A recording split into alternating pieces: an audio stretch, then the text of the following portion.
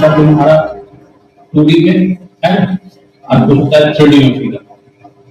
ठीक है, 2D मतलब हो गया 2 डायमेंशन, 3D मतलब हो गया 3 डायमेंशन। ठीक है, हिंदी बोलते हैं तो 2 मीडियम 3 मीडियम। ऐसा फिगर जिसमें सिर्फ लंबाई और चौड़ाई का जिक्र हो। क्या क्या हो? लंबाई और चौड़ाई, लंबाई और लेंथ और ब्रेथ, वो क्या होता है तुम्हारा 2 डायमेंशन। लेकिन ऐसा फिगर जिसमें लंबाई हो, चौड़ाई हो, साथ साथ ऊंचाई भी हो, वो तुम्हारा क्या जाएगा 3D कहलाएगा। ठीक है, तो कौन कौन आ जाएगा 3D में? बेलन, शंकु, गोला, घन, घनाभ। तो क्या क्या जाएगा, पढ़ना पड़ेगा। वृत्त, त्रिभुज हो गया, आयत, वर्ग, आयत में क्या होता है, लंबाई चौड़ाई अलग अलग रहेगा, और वर्ग में क्या होता है, लंबाई चौड़ाई सब।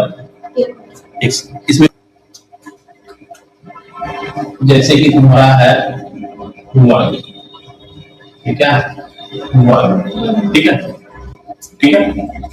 क्षेत्रफल क्या होता है पहले ये समझो। क्षेत्रफल होता है जितना तुम्हारा बाउंड्री है ना, उस बाउंड्री के अंदर का जितना भी तुम्हारा पार्ट होगा, किसी भी बाउंड्री के अंदर के पूरे पार्ट को क्या करेंगे, क्षेत्रफल। जैसे ये बोर्ड का ये चारों साइड क्या है, बाउंड्री, उस बाउंड्री के अंदर जितना भी हिस्सा, जितना पार्ट, वो सब क्षेत्रफल है।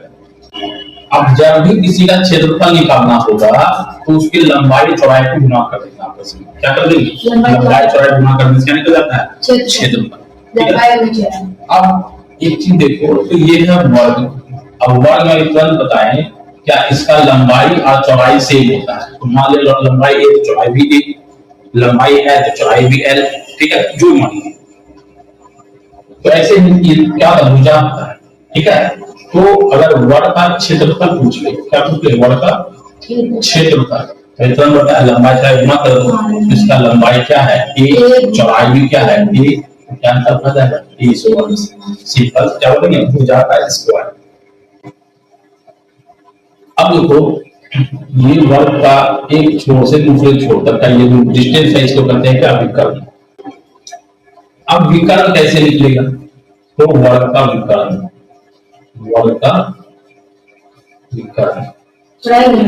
अब देखो, ये त्रिभुज का क्षेत्रफल, त्रिभुज जब कहे थे तो समकोण त्रिभुज 90 डिग्री होता है,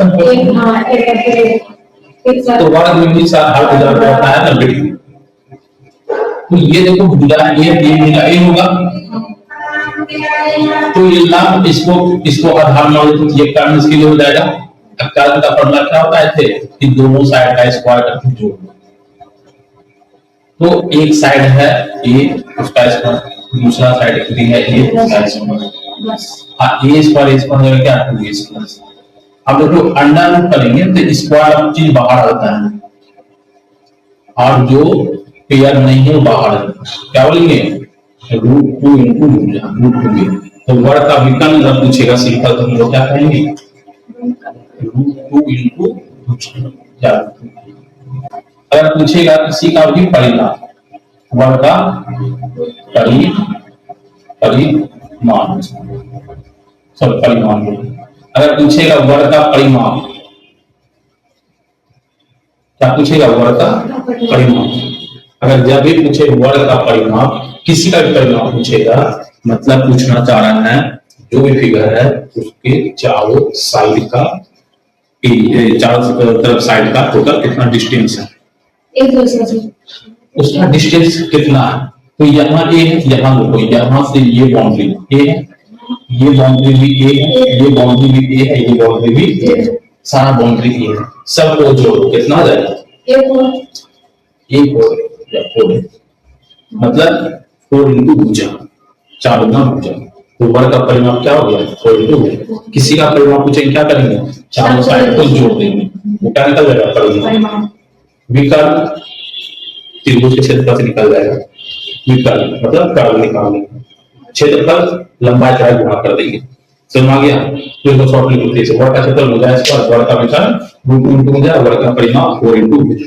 अब बात करते हैं आयत का।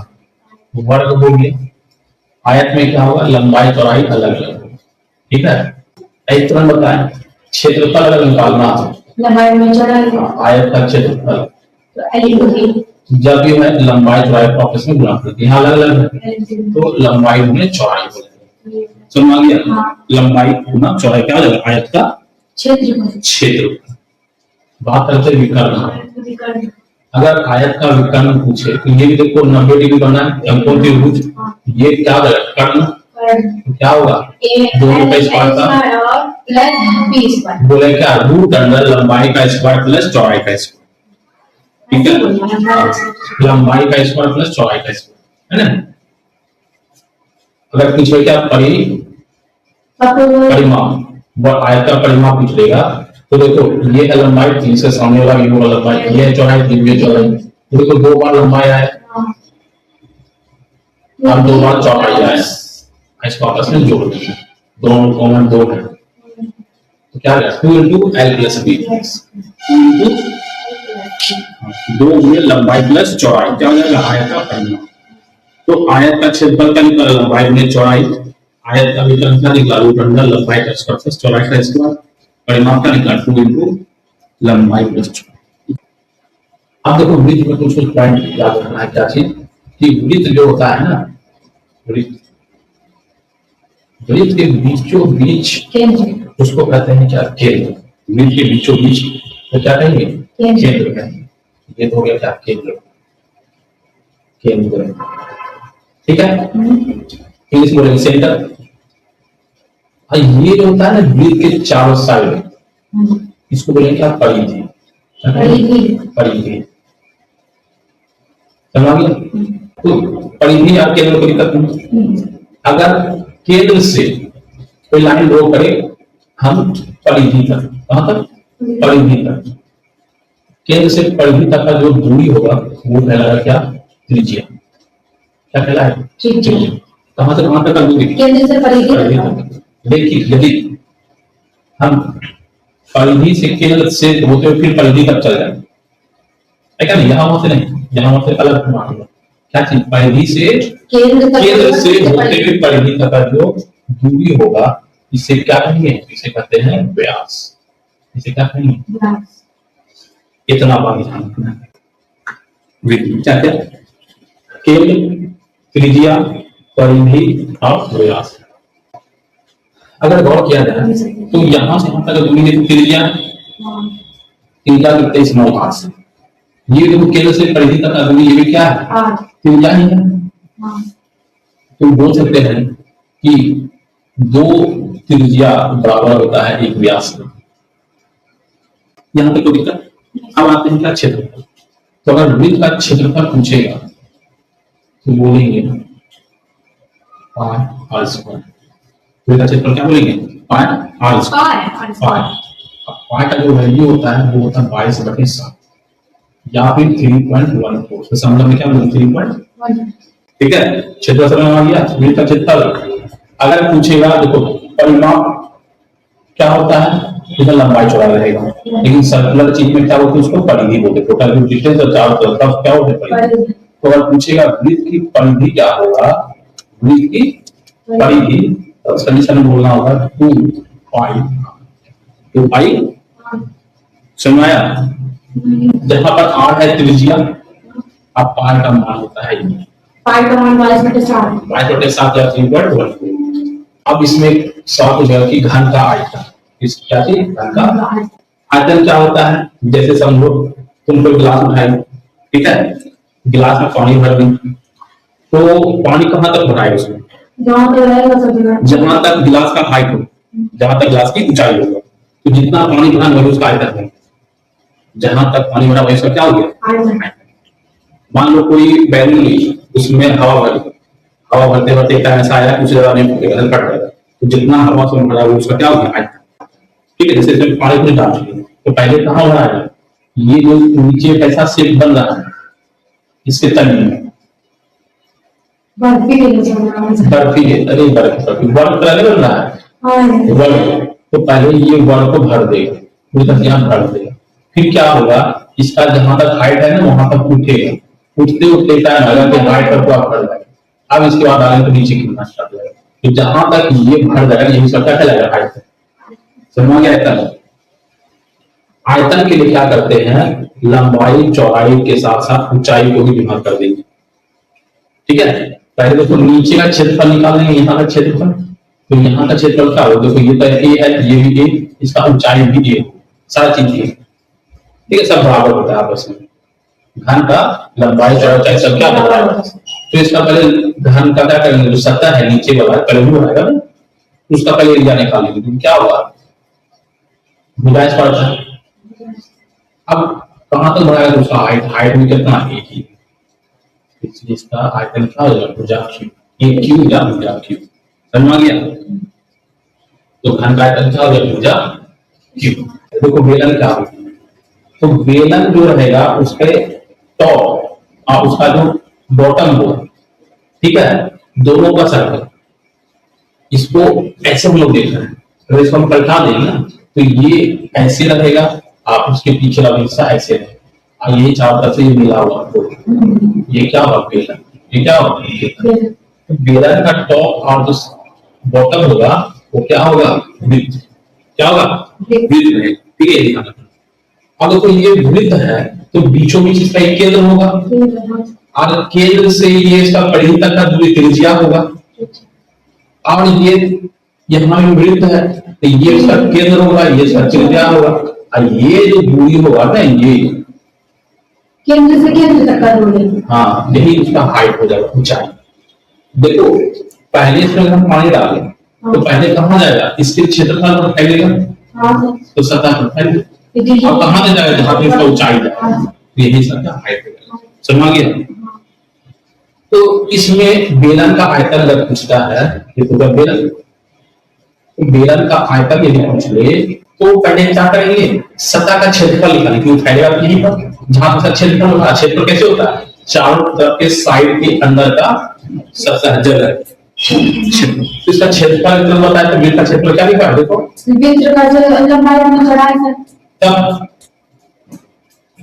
वृत्त में कब से लंबाई चौड़ाई होने लगा, वर्ग का क्षेत्रफल लंबाई, वृत्त का बोल रहे हैं एक सब,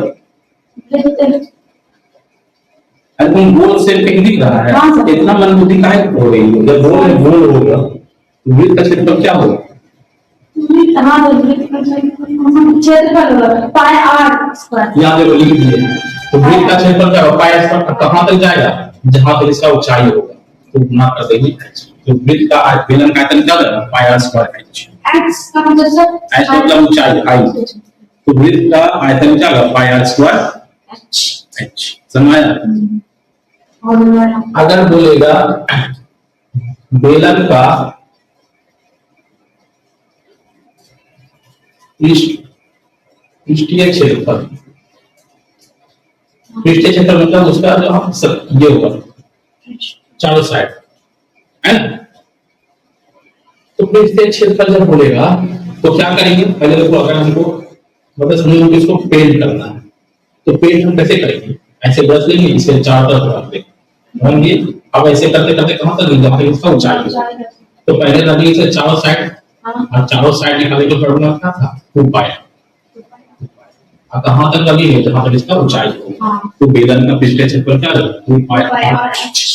2 पाई आर एच। तो दिक्कत इसमें से जो सवाल लिखो जो पूछ रहा है, पृष्ठीय क्षेत्रफल देखो ये जो चारों साइड है ना, सर्कुलर है ना, इसमें वक्र बोलते थे, यहाँ पर पृष्ठीय क्षेत्रफल का वक्र, ये वक्र पृष्ठीय क्षेत्रफल पूछ सकता है, तो ध्यान रखना यहाँ पर इसको वक्र पृष्ठ में कहता है, वक्र पृष्ठीय क्षेत्रफल मतलब यही बात है, क्योंकि ये कैसा है, सर्कुलर है, सर्कुलर वक्र है, तो वक्र पृष्ठीय क्षेत्रफल बोले या पृष्ठीय क्षेत्रफल बोले बाहर, ठीक है।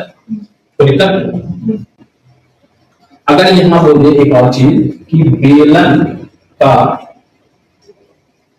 संपूर्ण वक्र पृष्ठीय क्षेत्रफल, दोनों साइड का संपूर्ण वक्र पृष्ठीय क्षेत्रफल मतलब हो गया, अब जो पेंट करना है हमको तो सिर्फ चारों तरफ पेंट नहीं करना है, इसको उठाकर अंदर पेंट करना है और ऊपर से भी पेंट करना है, ठीक है। अभी देखो हम इसको चारों तरफ पेंट कर दिए, इसके अनुसार 2 पाई आर से बच कौन गया, एक नीचे वाला एक ऊपर वाला, नीचे वाला रंगेंगे तो उसका क्षेत्रफल तो रंगेंगे, क्या चीज पाई आर स्क्वायर रंगेंगे, पाई आर स्क्वायर उसका क्षेत्रफल होता है। ऊपर भी क्या है सर, वृत्त ही है, उसका क्षेत्रफल करेंगे, उसका क्षेत्रफल क्या होता है, पाई आर स्क्वायर। क्या होता है, पाई आर स्क्वायर। यहाँ समझ में आया? अब देखो ये है क्या, 2 पाई आर एच, और ये पाई आर स्क्वायर कितना, 2, तो 2 pi R square, 2 pi R square, 2 and दोनों कुछ कॉमन दिख रहा है, देखो इसमें 2 भी कॉमन है, पाई भी कॉमन है और आर भी कॉमन है। तो यहाँ पर बच्चा से क्या है, एच है, 2 पाई आर कॉमन हो गया, यहाँ देखो 2 भी चला गया, पाई चला गया, 2 आर में से एक आर कॉमन ले गया, सिर्फ बचा। तो अगर पूछेगा बेलन का संपूर्ण वक्र पृष्ठ क्षेत्रफल, बेलन का संपूर्ण वक्र पृष्ठ क्षेत्रफल, तो क्या बोलेंगे, 2 pi R into H plus R बोलो या आर प्लस एच बोलो, मैं उसको लिखो। हाँ, सवाल बोला क्या, बेलन के वक्र पृष्ठ का क्षेत्रफल, तो बेलन का वक्र पृष्ठ का क्षेत्रफल यही होता है 2 पाई आर एच, ठीक है। संपूर्ण तो यहाँ बोला नहीं, सिर्फ क्या बोला, वक्र पृष्ठ क्षेत्रफल, तो वक्र पृष्ठ क्षेत्रफल की जगह हम क्या लिख सकते हैं, 1760, जो किसका फॉर्मूला आता है, 2 पाई आर एच, जो देगा उसके लिए वो मानक लेंगे, दूसरा फॉर्मूला तो बोला नहीं। तो बेलन के वक्र पृष्ठ का क्षेत्रफल है 1760, वो रख दिए, आप उसके बराबर जो उसका फॉर्मूला था ये वो रख दिए, ठीक है। आधार की त्रिज्या क्या दिया है, 14, मतलब आर का वैल्यू दे रखा है 14, समझ गया, आर वैल्यू दे रखा है, बिल्कुल 1760 पाई का मान होता है 22/7, अब त्रिज्या दे रखा है 14, तो हमको पूछा ऊंचाई मतलब h, ठीक है। अब देखो 7 से 14 दो बार में कटेंगे, इसको 11 से काटते हैं, 11 का 11 बच गया 6, 11 छके 66, 160 बार में कट गया, और ये 11 से दो बार में कट गया, है क्या नहीं, 2 गुना 4, 4 गुना 8, सर आप उसको 11 से कैसे काटते हैं, 22 को h का मान आ गया 20, एक सेकंड, h का मान हो गया 20 सेंटीमीटर। सर 160 और 22 को काटे क्या, यहाँ पर देखो h का मान कितना है, h का मान 20, ऑप्शन सी, ऑप्शन सी, हां सर समझ आ गया। अब देखो इसको काटना कूटना तो अलग से समझ, ये देखो अच्छा वक्र पृष्ठ क्षेत्रफल तो पता है, हां सर, ठीक है ना, वो लिखना, इसको क्या बताते काटना कूटना देखो 1760 है, काटना था 2 गुना 22/7 गुना 14 गुना h, जब देखो नीचे से ऊपर कटता है और बराबर था ऊपर ऊपर काटता है, बराबर रहेगा तो ऊपर वाला ऊपर काटेगा, नीचे वाला नीचे काटेगा, लेकिन अगर बराबर एक साइड में ही है तब ऊपर वाला नीचे काटेगा, नीचे वाला ऊपर काटता है, ठीक है। यहाँ समझ में आया, तो 7 से 14 कट जाएगा 2 बार, खत्म। ये कटेगा 11 से, ये कट जाएगा 11 से, ये तो कट गया 11 गुना 22 दो बार में, और ये काटा 11 से एक बार में 11, कितना बचा, 160 अरे एक बार में एक बार कितना बचा, एक बार 6 बचा, 6 बचा, 6 कितना हो गया, 66 हो गया सर, तो 6 वाला 66 कट गया, 0 पे 0 हो गया। अब यहाँ गौर करो, 2 गुना 2 कितना होगा, 4 गुना 2 कितना होगा, 8 होगा। अगर हम 8 से इसको काटे के बाद कट जाएगा, 8 से 20 बार कट जाएगा, ऐसा क्या होगा। जब सब्जेक्टिव ये 2 नंबर का सवाल जब रहेगा तो पहले क्या लिखना है तुमको, डिटेल में लिखना है कि दिया हुआ है, तुमको क्या दिया हुआ है, तुम लिख देगी दिया हुआ है क्या चीज, बेलन के वक्र पृष्ठ का क्षेत्रफल, अरे यहाँ क्या लिखना है, दिया हुआ है, फिर क्या लिखना है, क्या चीज दिया हुआ है, तो बेलन के वक्र पृष्ठ का क्षेत्रफल दे रखा है, वक्र पृष्ठ का क्षेत्रफल दे रखा है, कितना दे रखा है, तो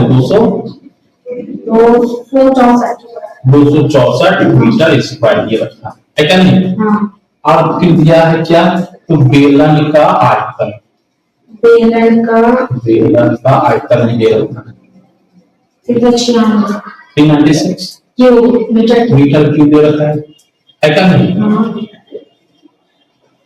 अब उसको बाद लिखना है क्या, ज्ञात करना है, ज्ञात करना, क्या ज्ञात करना है, तो ज्ञात करना है हमको बेलन की त्रिज्या और यहाँ बेलन की ऊंचाई, कोई दिक्कत नहीं, जो चीज दिया ज्ञात करना हो यहाँ लिख दीजिए। बेलन का आयतन क्या क्या लेंगे, हम जानते हैं, क्या जानते हैं कि बेलन का वक्र पृष्ठ का क्षेत्रफल तथा बेलन का आयतन, बेलन का आयतन पता है पाई स्क्वायर एच, अब बेलन के वक्र क्षेत्रफल क्या होता है 2 पाई आर एच। ये होता है। अब देखो यहाँ पर कि बेलन का वक्र क्षेत्रफल दिया 294 जो कहता है 2 पाई आर एच, क्लियर है। तो यहाँ पर चाहो तो 2 को 2 कर दो, पाई को 22/7 कर दो, आप आर एच पता है। उसी प्रकार से बेलन का आयतन क्या था पाई स्क्वायर एच, इसका वैल्यू दिया है 396 पाई को करते 22/7 इसका आर स्क्वायर हो गया। इन दोनों को आपस में डिवाइड कर दो, इन दोनों को आपस में डिवाइड कर दो, कर सकते हैं।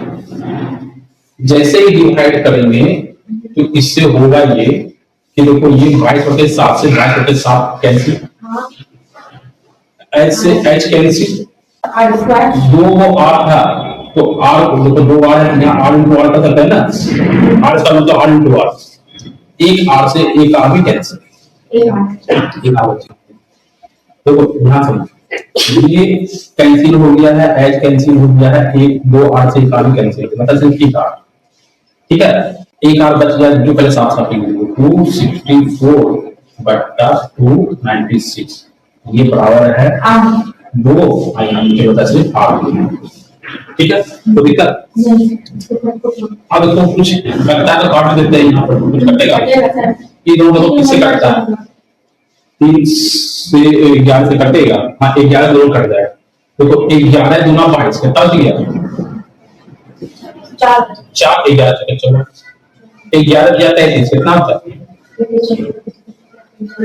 39 बन गया 11 से 66 हो गया, ये दोनों में कट जाएगा 12 से ये 2 बार में, 12 से ये 3 बार में, 2 से 2 कट गया तो 8 हो गया इधर और 3 गया उधर, 8 मीटर 3 8 मालूम चल गया। बेलन की त्रिज्या कितना होगा 3, अब बचा क्या हमको ऊंचाई तो आराम से कर लो, इसलिए कि में या तो इसमें पुट कर दो, जैसे पुट करो इसमें पुट करना आसान, कैसे ये क्या था वक्र क्षेत्रफल, तो वक्र क्षेत्रफल क्या है 264 बराबर 2 22/7, आर का मान निकाल लिए 3, बचा क्या सुना गया।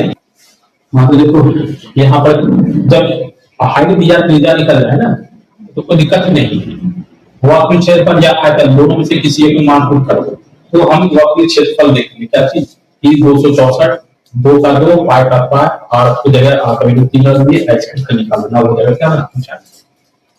अब देखते कटता किससे है तो 11 से काट दो, इसको 11 से काटा है ना कितना कटा 24 बार में, और ये 11 से 2 बार में, 2 गुना 2 कितना हो जाएगा 4, और 4 किया 12, 12 से 2 बार में 24, आइए 7 से गुना हो जाएगा, एच का मान हो जाएगा 24, 3 मीटर हो गया त्रिज्या, 14 मीटर हो गया इसका उच्चता। समझ की बात सब है शो। अब उसके नीचे सबसे नीचे क्या लिख देंगे अतः बेलन की त्रिज्या 3 मीटर तथा ऊंचाई 14 मीटर आंसर। समझ आ गया, तो ये 2 नंबर का रहेगा सवाल। तो